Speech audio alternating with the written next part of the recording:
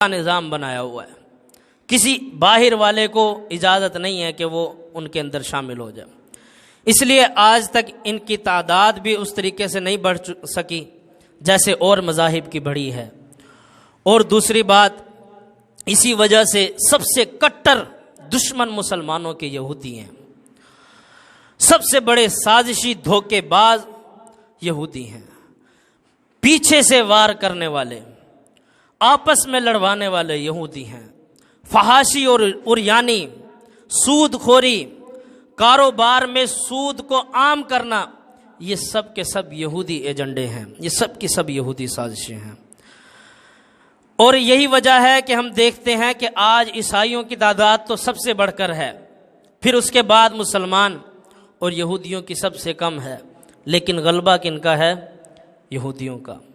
سازشیں کن کی کامیاب ہیں؟ یہودیوں کی۔ ہم ان کے گھیراؤ میں آئے ہوئے ہیں۔ کبھی ہم سوچتے نہیں ہیں کہ جب ہم سود کے اوپر پیسہ لیتے ہیں تو ہم کس ہستی کے ساتھ، کس ذات کے ساتھ جنگ کر رہے ہیں۔ جو سود کھانے والا شخص ہے وہ اللہ رب العالمین کے ساتھ جنگ کر رہا ہوتا ہے، معاذ اللہ، اللہ کے ساتھ جنگ کا اعلان کرتا ہے۔ تو یہ سودی کاروبار، یہ فحاشی کا عام ہو جانا، عریانی کا عام ہو جانا، یہ سب کی سب گندی ویب سائٹس جو ہم استعمال کرتے ہیں، یہ سب کی سب یہودیوں کے قبضے میں ہے۔ انہوں نے ہمارے اوپر اس جال کو ڈالا ہے جس کے شکنجے میں آج تک ہم پھنسے ہوئے ہیں۔ جب تک مسلمان اس گندگی سے آزاد تھے، ان سوچوں سے، ان سازشوں سے بچے ہوئے تھے، اور مسلمان ایک دماغی طور پر بھی اعلیٰ قوت رکھنے والے تھے، یہودیوں سے مقابلہ کرنے کی طاقت رکھنے والے تھے، تب تک ان کو کوئی شکست نہیں دے سکتا تھا۔ اب تو ہماری زندگیاں ہی پوری کی پوری ان کے ہاتھوں میں ہیں۔ انفارمیشن از دا پاور، آج کی تو پاور ہی انفارمیشن ہے، اور یہودیوں سے زیادہ انفارمیشن کسی کے پاس نہیں ہے۔ آج کی قوت اور طاقت ہی ایک انسان کے بارے میں انفارمیشن ہے، اور آج ہمارے بارے میں ایک ایک انفارمیشن ان کے پاس ہم سے بھی زیادہ ہے۔ اتنا ہم نہیں جانتے اپنے بارے میں جتنا وہ لوگ جانتے ہیں۔ کوئی بھی ہمارے اندر چیز ہے، کوئی بھی مزاج ہے، ان کو پتہ چل جاتا ہے۔ یہ شخص، یہ بندہ کہاں سے مار کھانے والا ہے، اس کو وہیں سے مار کھلا رہے ہیں۔ تو کچھ لوگ ان باتوں کو سمجھتے نہیں ہیں، اور کچھ لوگ سمجھتے ہیں یہ شاید مذاق باتیں ہیں کہ ہمارے ہی بارے میں ہم سے بھی زیادہ کیسے جان سکتے ہیں۔ وہ ہمارے ہی بارے میں ہم سے زیادہ ایسے جانتے ہیں جو ہمارے ہاتھوں میں موبائل فون ہے۔ وہ اس طرح جان لیتے ہیں ہماری خواہشوں کو کہ جو ہماری خواہشیں لوگوں کے سامنے بھی نہیں ہیں، وہ بھی ہم گوگل کے اوپر سرچ کرتے ہیں۔ جو ہمارے غموں کے اندر، جن غموں کے بارے میں ہم لوگوں کو بھی نہیں بتا رہے ہوتے، اپنے قریبی دوستوں کو نہیں بتا رہے ہوتے، وہ ہم نیٹ کے اوپر تلاش کر رہے ہوتے ہیں۔ اس کے بارے میں شاعری، اس کے بارے میں پوئٹری، اس کے بارے میں سٹوری، یہ سب چیزیں ہم سرچ کر رہے ہوتے ہیں۔ یہاں سے ان کو سمجھ آ جاتی ہے، پتہ چل جاتا ہے کہ یہ بندہ کن چیزوں سے خوش ہونے والا ہے اور کن چیزوں سے غمگین ہونے والا ہے، اور کون سی اس کی کمزوریاں ہیں، کہاں سے یہ مار کھانے والا ہے۔ اور بے حد ڈیٹا وہ پہلے سے ہی اپنے پاس سٹور کر چکے ہوتے ہیں۔ ہم جو موبائل فون لیتے ہیں اس کے اوپر اسی موبائل فونز کی ایڈ آنا شروع ہو جاتی ہیں، اس کے پاؤچ، اس کے گلاسز۔ کیوں؟ ان کو پتہ ہوتا ہے کہ اس ٹائم یہ شخص کون سا موبائل یوز کر رہا ہے۔ ایک بندے کی لوکیشن بھی پتہ ہو، یہ کہاں رہ رہا ہے، اس کے ماں باپ کا بھی پتہ ہو، اس کے بیٹوں کا بھی پتہ ہو، اس کے مزاج کا بھی پتہ ہو، اس کی خوشی غمی کا بھی پتہ ہو، حتیٰ کہ وہ رات کے 2 بجے تک کیا کر رہا ہے، کیا دیکھ رہا ہے، کیا سن رہا ہے، ان سب چیزوں کا بھی پتہ ہو۔ اس کا قد، اس کی ہائٹ، اس کی عمر، اس کا مزاج، اس کی گرمی، اس کی سردی کہاں گزر رہی ہے، ایک ایک چیز کی انفارمیشن، اور یہاں تک کہ اس کی بیماریوں تک کی انفارمیشن، یہ سب کی سب ہے۔ اور اسی میں الجھایا ہوا ہے، اسی میں پھنسایا ہوا ہے، اسی میں گھیراؤ کیا ہوا ہے، بس اسی کے اندر پھنس کے رہ گئے ہیں۔ جو بڑے بڑے لوگ گزرے ہیں مسلمانوں میں، انہوں نے کبھی بھی اپنی کمزوری کو ظاہر نہیں کیا۔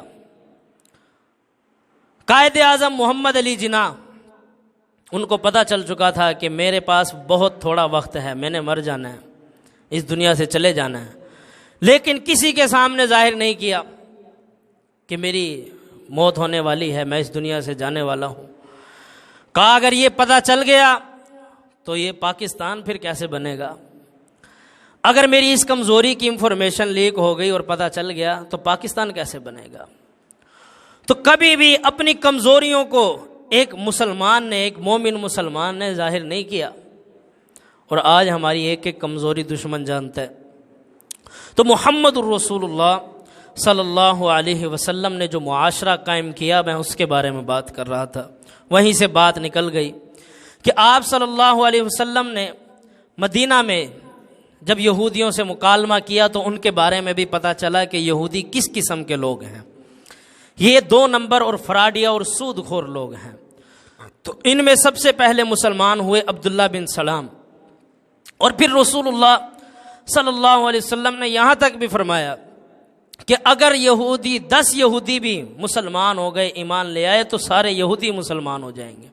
رسول اللہ صلی اللہ علیہ وسلم کے دور میں اگر 10 یہودی بھی مسلمان ہو گئے آپ کی دعوت سے تو سارے یہودی مسلمان ہو جائیں گے۔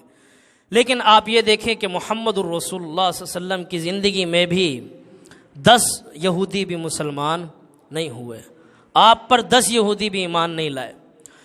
آپ کے ہاتھ پر بیعت کرنے والے، کلمہ پڑھنے والے، مسلمان ہونے والے بت پرست تھے، مشرک تھے، اور بدھ مت اور بالکل جو اقلیت، جو کسی کو نہیں مانتے، اللہ کو بھی نہیں مانتے، وہ لوگ عیسائی ہو گئے، اور ایسے لوگ جو کسی بھی مذہب میں نہیں تھے، جو مسلمانوں کو ابھی اچھا سمجھ رہے تھے اور کشمکش میں تھے کہ ہم محمد الرسول اللہ صلی اللہ علیہ وسلم پر ایمان لائیں یا نہ لائیں، یہ لوگ مسلمان ہوئے ہیں۔ یہودیوں کی سازشیں وہیں کی وہیں کھڑی ہیں، وہ اسی طرح پلاننگز میں لگے ہوئے ہیں۔ تو بہرحال اس کے بعد محمد الرسول اللہ صلی اللہ علیہ وسلم نے مسجد نبوی کی تعمیر فرمائی ہے۔ یہ 2 بچوں کی جگہ تھی، ان سے جب بات ہوئی تو انہوں نے کہا کہ ہم آپ کو یہ جگہ قیمتاً نہیں دیں گے بلکہ فری میں دیں گے، آپ سے اس جگہ کے پیسے نہیں لیں گے۔ لیکن محمد الرسول اللہ صلی اللہ علیہ وسلم نے فرمایا کہ نہیں، میں تو اس کی قیمت ادا کروں گا، اور میں وہ بتا چکا ہوں کہ جو مسجد نبوی کی جگہ ہے وہ کیسے سلیکٹ ہوئی، کہ محمد الرسول اللہ صلی اللہ علیہ وسلم کی جو اونٹنی ہے وہ جہاں بیٹھی تھی وہیں نبی کریم صلی اللہ علیہ وسلم نے ابو ایوب انصاری رضی اللہ عنہ کے گھر کے پاس ہی مسجد نبوی کو تعمیر فرمایا۔ تو بہرحال رسول اللہ صلی اللہ علیہ وسلم نے وہ جگہ قیمتاً خریدی اور پھر وہاں مسجد کی تعمیر شروع کی گئی۔ تو نبی کریم صلی اللہ علیہ وسلم بھی خود بھی ساتھ لگے ہوئے ہیں، اور صحابہ کرام رضوان اللہ علیہ مجمعین بھی، یہ سب مل کر مسجد کو تعمیر کر رہے ہیں، مسجد کی دیواریں کھڑی کر رہے ہیں اور اوپر کھجوروں کے تنے ڈال رہے ہیں، مسجد کا فرش وہاں بجری ڈالی جا رہی ہے، اور جو چیزیں ہیں فرش کو سیدھا کیا جا رہا ہے۔ تو نبی کریم صلی اللہ علیہ وسلم نے مسجد کو تعمیر فرما لیا، اور یہاں تک خیال کیا کرتے تھے، آپ اندازہ لگائیں کہ ایک مرتبہ رسول اللہ صلی اللہ علیہ وسلم نے مسجد کی دیوار کے اوپر جو یہ بلغم ہوتا ہے، تھوک ہوتا ہے، اس کو لگے ہوئے دیکھا۔ تو آپ صلی اللہ علیہ وسلم نے اس کو فوراً وہاں سے کھرچ دیا۔ نبی کریم صلی اللہ علیہ وسلم خود بھی مسجد کی صفائی کا اتنا خیال کیا کرتے تھے کہ کہیں کوئی گندگی دیکھی تو اس کو فوراً صاف کر دیا۔ تو یہ رسول اللہ صلی اللہ علیہ وسلم کا مزاج تھا، اور یہی مزاج پھر صحابہ کرام رضوان اللہ علیہ مجمعین میں ہمیں نظر آتا ہے۔ تو بہرحال یہ مسلمانوں کی صرف مسجد نہیں تھی، یہ بہت بڑے بڑے فیصلوں کی جگہ تھی، یہاں بہت بڑے بڑے فیصلے ہونے تھے، یہاں اللہ رب العالمین کے لیے پہلی بار اذان نے گونجنا تھا، اور رسول اللہ صلی اللہ علیہ وسلم اور حضرت بلال رضی اللہ عنہ اذان کے لیے کھڑے ہوئے، اذان دی، اور ایسا پہلی بار ہوا کہ مسلمان بے خوف ہو کر مسجد نبوی میں اذان دے رہے ہیں، اور جو بھی میٹنگز ہوا کرتی تھی، جو بھی فیصلے ہوا کرتے تھے، وہ محمد الرسول اللہ صلی اللہ علیہ وسلم کی موجودگی میں۔ اور یہ نہ سوچیں کہ ایسا تھا کہ کوئی خوف ہی نہیں تھا، مدینہ کے اندر بھی بے حد خوف تھا۔ انسان ایک نئی جگہ پر جاتا ہے، اب یہ پتہ ہے کہ یہ جو مشرکین ہیں، مکہ والے ہیں، قریش کے لوگ ہیں، یہ دشمن ہیں مسلمانوں کے۔ اب یہودی خود بھی دشمن ہیں مسلمانوں کے، تو اکثر مسلمانوں کو رات کو نیند نہیں آیا کرتی تھی، حتیٰ کہ محمد الرسول اللہ صلی اللہ علیہ وسلم بھی اکثر یہ فرمایا کرتے تھے کہ آج میری سیکیورٹی کے لیے دروازے پہ کون کھڑا ہوگا، آج ہماری حفاظت کے لیے کون کھڑا ہوگا کہ ہم سکون سے سو سکیں۔ تو ایک مرتبہ رسول اللہ صلی اللہ علیہ وسلم نے اسی طرح پوچھا، صحیح بخاری کی روایت، تو سعد بن ابی وقاص رضی اللہ عنہ نے فرمایا کہ آج میں آپ کی حفاظت کے لیے کھڑا ہوں، میں سیکیورٹی گارڈ بن کے کھڑا ہوں۔ تو پھر رسول اللہ صلی اللہ علیہ وسلم سکون سے سو گئے۔ تو یہاں بھی خطرات موجود تھے، کیونکہ ابھی کوئی پتہ نہیں تھا کہ کہاں سے کون حملہ کر دے۔ مدینہ ابھی مسلمانوں کے لیے رہنے کی ایک نئی جگہ تھی، اور ابھی ایسا بھی نہیں کہ ہجوم کا ہجوم مسلمان ہو گیا ہو۔ ارد گرد ایسے لوگ بھی ہیں جو دشمن ہیں، عبداللہ بن ابی جیسے رئیس المنافقین۔ عبداللہ بن ابی سب سے بڑا دشمن ایسے بنا ہوا تھا محمد الرسول اللہ صلی اللہ علیہ وسلم کا کہ آپ صلی اللہ علیہ وسلم کے آنے سے پہلے اسے سردار مان لیا گیا تھا، اور اس کے سر پر سرداری کا تاج رکھا جانا تھا۔ ابھی تاج رکھا ہی جانا تھا، کچھ ہی دیری تھی کہ محمد الرسول اللہ صلی اللہ علیہ وسلم کی آمد مدینہ میں ہو گئی۔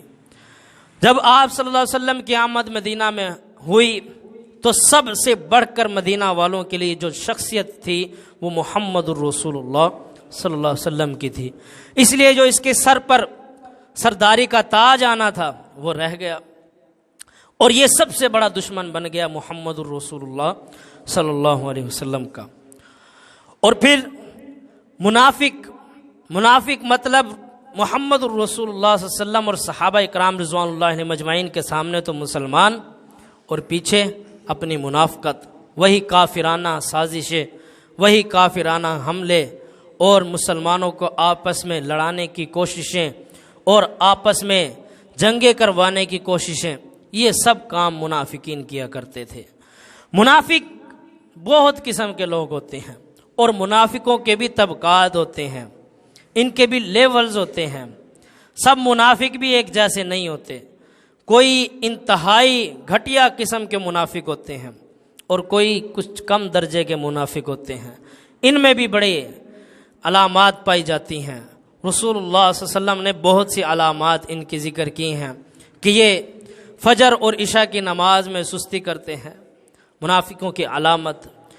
پھر رسول اللہ صلی اللہ علیہ وسلم کا فرمان کہ دو منہ والا انسان منافق ہے، دو منہ والا انسان، کہ ایک بندے کے منہ پہ کھڑا ہے تو اس کی تعریفیں اس کا ہو گیا، اور دوسرے کی برائیاں، اب جس کی برائیاں کر رہا تھا اس کے پاس آتا ہے تو اس کی تعریفیں، اس کے لیے میٹھی باتیں، اور جس سے ابھی مل کر آیا ہے اس کی برائیاں، یعنی تیرے منہ پر تیرا اور میرے منہ پر میرا، یہ بندہ بھی منافق ہے۔ تو یہ منافقتیں، بات بات میں جھوٹ بولنا، امانت میں خیانت کرنا، یہ بھی منافقوں کی علامت ہے۔ تو منافقین، ان کے بارے میں اللہ رب العالمین نے بھی قرآن مجید میں ارشاد فرمایا ہے کہ جب یہ مسلمانوں سے ملتے ہیں تو کہتے ہیں کہ ہم مسلمان ہو گئے، اور جب اپنے شیطانوں کے پاس جاتے ہیں، اپنے ہی لوگوں میں جاتے ہیں تو کہتے ہیں ہم تو مسلمانوں سے مذاق کرتے ہیں۔ تو اللہ رب العالمین فرماتے ہیں اللہ یستہزئ بہم ویمدہم فی طغیانہم یعمہون، اللہ رب العالمین بھی ان سے ہنسی مذاق کرتا ہے، اللہ بھی ان کا مذاق اڑاتا ہے، اور انہیں ڈھیل دیے ہوئے ہے کہ یہ اپنی سرکشی میں بہکتے چلے جاتے ہیں۔ تو منافق سمجھتا ہے کہ میں نے دونوں جہاں کما لیے، حقیقتاً وہ دونوں جہاں سے خالی ہوتا ہے، اس کے ہاتھوں میں کچھ بھی نہیں ہوتا، لیکن لا یعلمون، یہ نہیں جانتے، لا یشعرون، یہ شعور نہیں رکھتے، ان کو عقل سمجھ نہیں ہے۔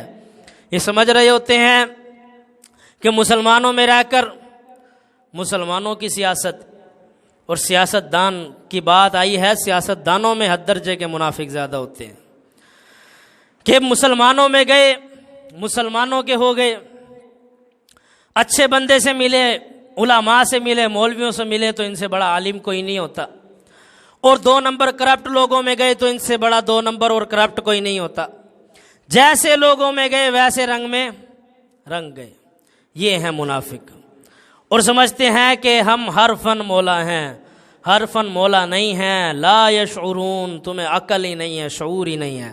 لا یعلمون، تم جانتے ہی نہیں۔ تو ہر کسی کا جو ہو جائے وہ بندہ، اس میں کوئی کمال نہیں ہے۔ جو ایک کا ہو کر ڈٹ کے چلے اور پھر مقابلہ کرے، پھر سامنے بڑی سے بڑی ہستی آئے، کوئی بھی آئے، وہ پھر یہ نہ دیکھے کہ یہ میں اس کا لحاظ کر جاؤں، غلط بات میں بھی، بے حیائی کی بات میں بھی، جھوٹ اور فراڈ میں بھی، چلو جی ایک بہت بڑا بندہ ہے، میں اس کا لحاظ کر جاتا ہوں، کچھ بھی کہہ رہا ہے ہاں میں ہاں ملا لیتے ہیں، کیا ہو گیا ہے۔ تو مومن مسلمان ان چیزوں کو برداشت نہیں کرتا۔ اس کے پاس دولت ہی یہی ہوتی ہے، اس کے پاس پیسہ ہو نہ ہو، اس کے پاس مال ہو نہ ہو، اس کے پاس دولت ہی ایمان کی ہوتی ہے، اس کے پاس قوت ہی ایمان کی ہوتی ہے۔ اس لیے تو ایک سچا اور نڈر انسان جو ہوتا ہے اس کا سامنا کوئی نہیں کر سکتا۔ اس لیے ابو ذر غفاری رضی اللہ عنہ جیسا بندہ بھی، جس کے پاس کوئی مال و دولت، پیسہ، گھر بار، ایسا کوئی سٹیٹس اور لیول دنیا کے لحاظ سے کچھ بھی نہیں ہے، لیکن ان کے آگے بڑے بڑے لوگ، مالدار لوگ، ان کی بولتی بند ہو جاتی تھی، وہ چپ ہو جاتے تھے کہ ہم اس سے بات نہیں کر سکتے۔ ابو ذر غفاری رضی اللہ عنہ سے ہمارا مقابلہ نہیں ہے، اس نے کرنی ہے سیدھی اور کھری بات، ہم اس کا جواب کیسے دیں گے، اس سے ہمارا مقابلہ نہیں ہے۔ تو نبی کریم صلی اللہ علیہ وسلم مدینہ میں جو آپ نے مسجد نبوی تعمیر فرمائی تھی، وہ صرف نماز پڑھنے کے لیے ایک جگہ نہیں تھی، بلکہ وہاں بہت سی میٹنگز ہوا کرتی تھی، بہت سے بڑے بڑے فیصلے ہوا کرتے تھے، مسلمانوں میں جو آپس میں اختلافات ہوا کرتے تھے وہ بھی وہیں ختم ہوا کرتے تھے۔ اور پھر اس کے بعد رسول اللہ صلی اللہ علیہ وسلم نے آپس میں بھائی چارہ قائم کیا۔ اب ظاہر سی بات ہے، جو مسلمان مکہ سے ہجرت کر کے مدینہ آئے ہیں وہ اپنا مال و دولت چھوڑ کے آئے ہیں، کچھ لوگ اپنی بیوی بچوں کو بھی چھوڑ آئے ہیں، اور جو جیب میں کچھ تھا وہ بھی خرچ ہو چکا ہے، یعنی اب ایک نئے شہر میں نئی جگہ پر رہنے کے لیے جگہ بھی چاہیے اور کاروبار بھی چاہیے، گھر چلانے کے لیے مال بھی ہو، پیسے بھی ہوں، یہ ساری چیزیں مسلمانوں کو درکار تھی۔ اب مہاجر صحابہ وہ تو اپنا سب کچھ لٹا کر اللہ رب العالمین کی راہ میں چل پڑے تھے اور رسول اللہ صلی اللہ علیہ وسلم کے پاس تشریف لا چکے ہیں۔ انصار صحابہ جو مدینہ میں ہی رہنے والے تھے، ان کے پاس یہ بہت اچھا موقع تھا کہ وہ اپنے مہاجر بھائیوں کی مدد کریں، وہ اپنے مہاجر بھائیوں کی جس قدر ہو سکتا ہے مدد کریں۔ اب جو مہاجر صحابہ ہیں، ہجرت کرنے والے، مکہ سے جو مدینہ ہجرت کر کے آئے ہیں، ان جیسا ایمان، ان جیسا سٹیٹس کوئی صحابی نہیں پا سکتا۔ جو ان کو مقام حاصل ہے مہاجر صحابہ کو، اور جو اولین مسلمان ہونے والے صحابہ ہیں ان کو جو مقام حاصل ہے وہ بعد والوں کو نہیں حاصل ہو سکا۔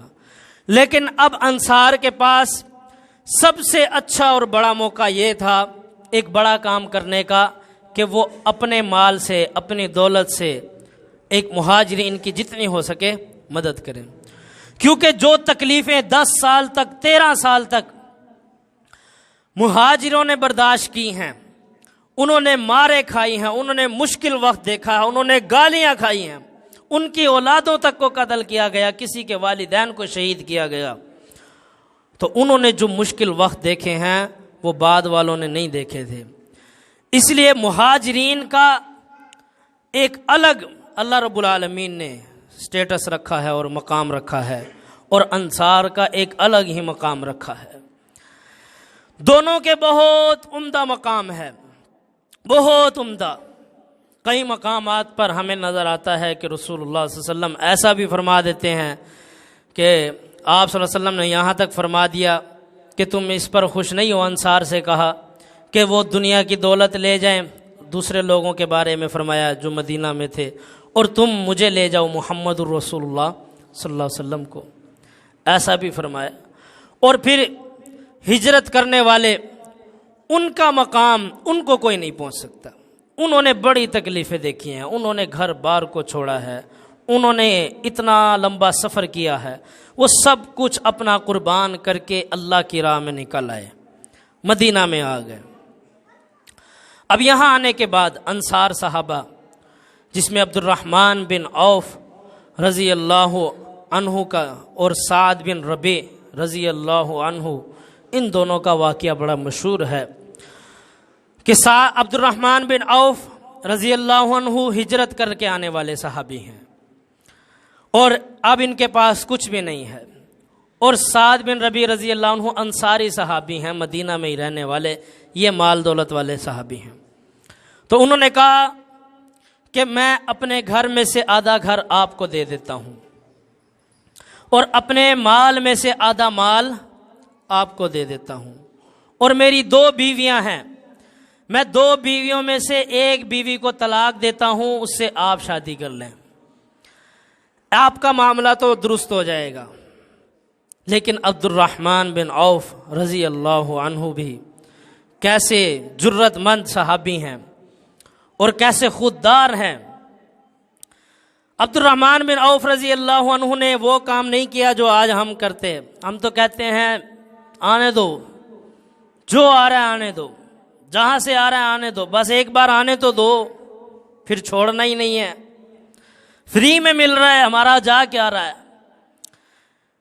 لیکن عبد الرحمن بن عوف رضی اللہ عنہ ایک غیرت مند مسلمان اور صحابی رسول تھے، کہا کہ مجھے کچھ نہیں چاہیے، مجھے صرف تم بازار کا راستہ دکھا دو، بازار کا راستہ دکھا دو، میں خود ہی کام کاج کر کے پیسہ کما لوں گا، صرف بازار کا راستہ دے۔ خوددار تھے۔ تو یہ بیٹھے بیٹھے مال لپیٹنا، 2 نمبریاں کر کر، پیر بن کر اور مولوی بن کر، اور کھاتے جانا کھاتے جانا کھاتے جانا عوام کو، یہ کوئی دین اسلام کی خدمت نہیں ہے۔ دین اسلام کی خدمت اسے نہیں کہا جاتا۔ دین اسلام تو قربانیاں مانگتا ہے۔ انسان مسلمان کو تو کسی بھی موقع پر کوئی بھی قربانی دینی پڑ سکتی ہے، اور اس کو اس کے لیے ہر وقت تیار رہنا چاہیے کہ مجھے کوئی بھی قربانی دینی پڑ سکتی ہے۔ تو عبد الرحمن بن عوف رضی اللہ عنہ نے فرمایا کہ مجھے بازار کا راستہ دکھا دو، مجھے تم سے کچھ نہیں چاہیے۔ بازار کا راستہ دکھا دیا، جانے لگے، اور سارے کاروبار کو سمجھتے تھے، پیسہ کمانے لگے، پیسہ کما لیا۔ ایک دن رسول اللہ صلی اللہ علیہ وسلم نے ہاتھوں میں پیلا رنگ دیکھا لگا ہوا، جو اس موقع پر لگایا جاتا تھا، صحیح بخاری کی روایت۔ تو آپ صلی اللہ علیہ وسلم نے فرمایا کہ سناؤ کیا صورتحال ہے۔ اور ایک عادت اور تھی عبد الرحمن بن عوف رضی اللہ عنہ کی، جو مال بھی کما کر لاتے اس میں سے آدھا مال رسول اللہ صلی اللہ علیہ وسلم کو دے دیتے کہ اللہ کی راہ میں نے خرچ کر دیا، اور آدھا مال اپنے گھر لے کے جاتے۔ تو رسول اللہ صلی اللہ علیہ وسلم نے جب دیکھا ہاتھوں میں پیلا رنگ لگا ہوا، تو آپ صلی اللہ علیہ وسلم نے فرمایا، ہاں عبد الرحمن تم نے شادی کر لی ہے؟ تو عبد الرحمن بن عوف رضی اللہ عنہ فرمانے لگے، ہاں اللہ کے رسول صلی اللہ علیہ وسلم میں نے شادی کر لی ہے، نکاح کر لی ہے۔ تو آپ نے فرمایا ولیمہ کیا ہے؟ تو کہا نہیں ابھی ولیمہ نہیں کیا۔ تو آپ صلی اللہ علیہ وسلم نے فرمایا کہ ولیمہ کر، بھلے ایک بکری کا بچہ ہی کیوں نہ ہو، ایک چھوٹی سی بکری کیوں نہ ہو، اس کا ولیمہ کر۔ تو یہ عبد الرحمن بن عوف رضی اللہ عنہ خوددار تھے، غیرت مند تھے۔ تو اس وجہ سے ایک وقت ایسا بھی آیا کہ رسول اللہ صلی اللہ علیہ وسلم کی وفات کے بعد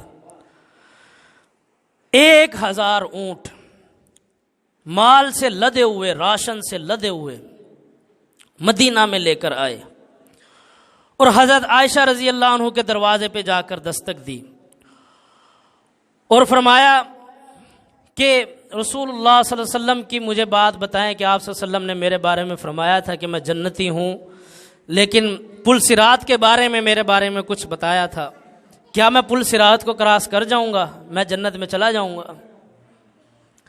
تو حضرت عائشہ رضی اللہ عنہ نے فرمایا، اب وہ اس بارے میں شک میں تھے کہ میرے ساتھ کیا معاملہ ہونے والا ہے کل قیامت کے دن۔ تو حضرت عائشہ رضی اللہ عنہ نے فرمایا کہ اس وقت رسول اللہ صلی اللہ علیہ وسلم نے یہ بات فرمائی تھی کہ عبد الرحمن بن عوف کو میں نے گھٹنوں کے بل جنت میں جاتے ہوئے دیکھا ہے، پل صراط سے گھٹنوں کے بل جنت میں جاتے ہوئے دیکھا ہے۔ تو اس بات پہ ہی خوش ہو گئے کہ جیسے بھی میں گیا میں جنت میں تو پہنچ گیا۔ اتنا خوش ہوئے کہ وہ 1000 اونٹ راشن سے لدے ہوئے فوراً اللہ رب العالمین کی راہ میں خرچ کر دیے کہ میں یہ سب کے سب اللہ کی راہ میں دیتا ہوں۔ تو یہ عبد الرحمن بن عوف رضی اللہ عنہ تھے کہ جب مدینہ میں آئے ہیں تو کچھ بھی نہیں ہے، اور پھر مال کمایا تو ایسا۔ میں آخری بات کر کے اپنی بات مکمل کرتا ہوں، ٹائم ختم ہو چکا ہے۔ ایک عادت اور تھی عبد الرحمن بن عوف رضی اللہ عنہ کی، یہ ضمناً ساری باتیں مجھے ان کی سیرت کے متعلق یاد آ رہی ہیں کہ 3 دن سے زیادہ مال سٹاک نہیں کیا کرتے تھے۔ 3 دن مال کو رکھا، تیسرے دن کی شام کو مال سارا بیچ دیا۔ یہ میں آپ کو اس لیے بتا رہا ہوں کہ یہ بھی ایک ٹرکس ہیں صحابہ اکرام رضوان اللہ مجمعین کی۔ 3 اصول تھے ان کے کاروبار کے، جھوٹ نہیں بولتے تھے، نماز نہیں چھوڑتے تھے، اور 3 دن سے زیادہ مال سٹاک نہیں کرتے تھے۔ ایک مرتبہ ایسا ہوا کہ 1000 اونٹ لیے، تیسرے دن کی شام ہو گئی، اونٹ نہیں بکے، اونٹ کھڑے ہوئے ہیں۔ تیسرے دن کی شام کو انہوں نے کہا کہ بس اب اس سے زیادہ تو میں نے رکھنے نہیں ہیں، میں 1000 اونٹ یہ بیچ دیتا ہوں۔ بھائی پوری قیمت پر 1000 اونٹ بیچ دیے، جتنی قیمت پہ لیے تھے اسی قیمت پہ بیچ دیے۔